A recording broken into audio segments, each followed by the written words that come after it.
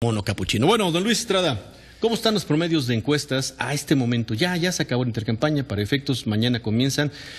Aunque dos lo hagan y dos esperen, ¿no? Sí. Ricardo Anaya, Margarita Zavala, dan un saque, ¿no? Cosas simbólicas a medianoche, el inicio de viernes, y después el propio José Antonio Meade, que ya lo escuchábamos hace unos minutos, sí. Andrés Manuel López Obrador, y comienzan el domingo.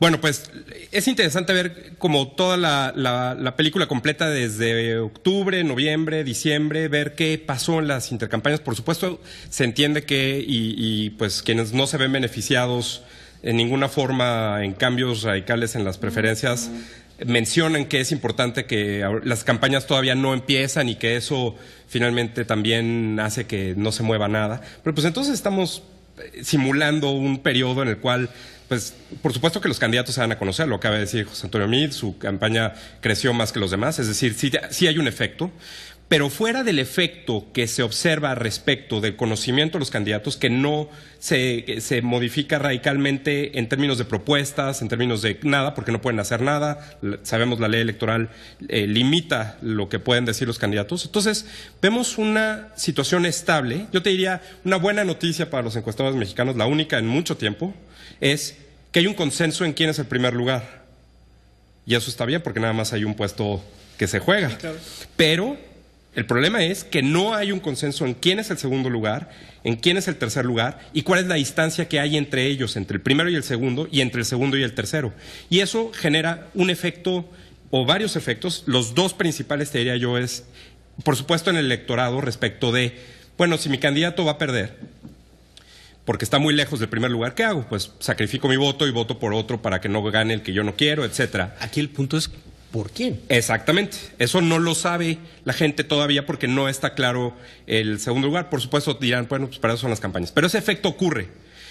Hace unos... Luis, y en todo el mundo y en toda la historia reciente y en las campañas, así funciona. Bueno, claro. Es por el segundo lugar, no por el tercero, no porque está cerquitita del segundo. Cuando hay un puesto en juego, en realidad son dos los contendientes siempre. Okay. Hace una semana en un foro en la Facultad de Ciencias Políticas y Sociales de la UNAM, compartí mesa con Rubén Aguilera y decía, yo no conozco ningún documento ni ningún estudio que muestre que la gente mueve sus preferencias del tercero al segundo porque va a perder, o del cuarto al segundo, del quinto al segundo. O sea, que no hacen voto estratégico, pues. Yo le diría a Rubén, bueno, pues como documentos hay muchos. Hay una larga número de artículos especializados. Por supuesto, supongo que la diferencia entre profesiones de ambos lo explica. Pero lo mejor es los resultados de las elecciones presidenciales en México. En México, el tercer lugar se desfonda, por lo menos en las últimas 4 elecciones, y la competencia real se da entre los dos primeros.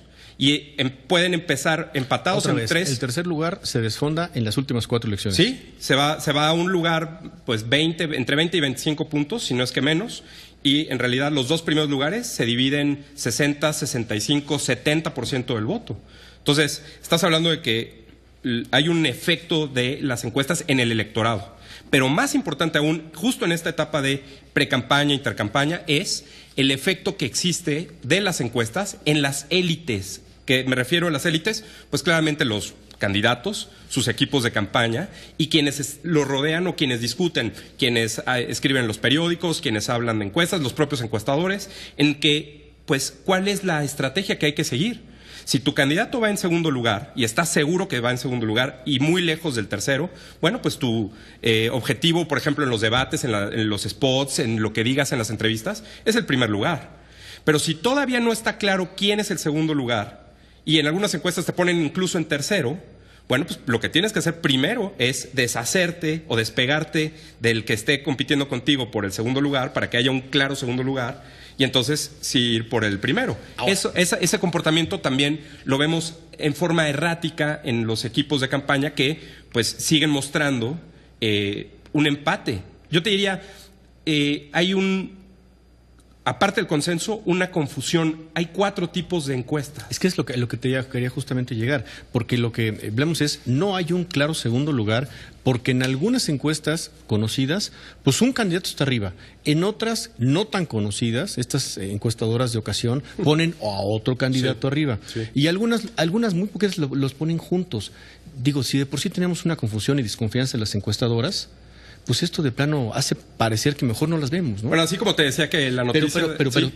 Pero sí queda bien claro el primer lugar, y ahí no hay ninguna duda. Bueno, en algunas encuestas ponen el segundo y el primero empatados en el margen de error. Entonces también hay todavía cierta confusión en eso. Ayer, ahorita que te decía lo de la nota esta del mono, que fue lo más importante de esta semana, la semana pasada hubo el mono capuchino. El mono capuchino.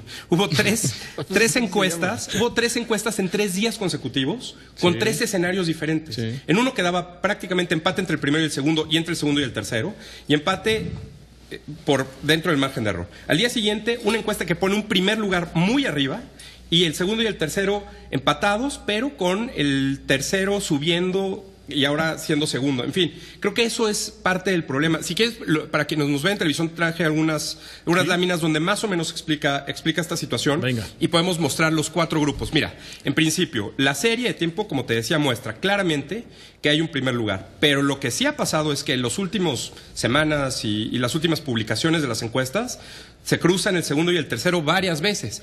Obviamente, esto no es un promedio ponderado como lo hacen algunos, pero lo que muestra es cómo se va reportando las encuestas y cómo esto es una pieza de información, lo sabemos. Las encuestas también son una noticia y por eso es que los encuestadores tienen estos acuerdos y le pagan los medios de comunicación para que publiquen en sus periódicos.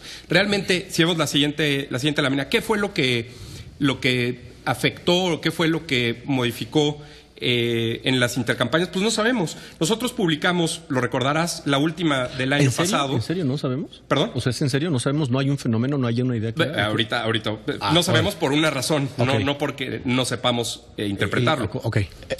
Si vemos la encuesta que publicamos a final del año pasado de Foespin y vemos la que publicó el Financiero la semana pasada, marzo 22. Es prácticamente el mismo resultado. Ahí te va. López Obrador 42. Ricardo Anaya 44, para el caso 44, perdóname, 44-42. El caso de Ricardo Anaya 23 para Defospin y 23 en el caso de Financiero. Y el caso de José Antonio Meade 23 en el caso de Defospin y 24 en el caso del Financiero. O sea, igual. Con una diferencia, pues sí, 21, de 2 18. puntos, 1 punto. Para todo lo que pasó, para todo lo que dicen que pasó y para todos los movimientos que pasaron en estas campañas, no pasó nada. Pues si ves esto, no. O sea, es un mito que lo de la PGR afectó a Anaya y es un mito que el desconocimiento que se tenía primero de José Antonio Meade no se superó. Mira, no podemos saber. Es que parte del problema es este. No podemos decir como tal, es un mito, porque no tenemos pruebas para decir que fue un mito o que no lo fue. Yo no he visto una pregunta, una encuesta que asocie directamente o que muestre la asociación que hay entre conocer esa noticia y cambiar el voto de la gente. Cambiar de opinión.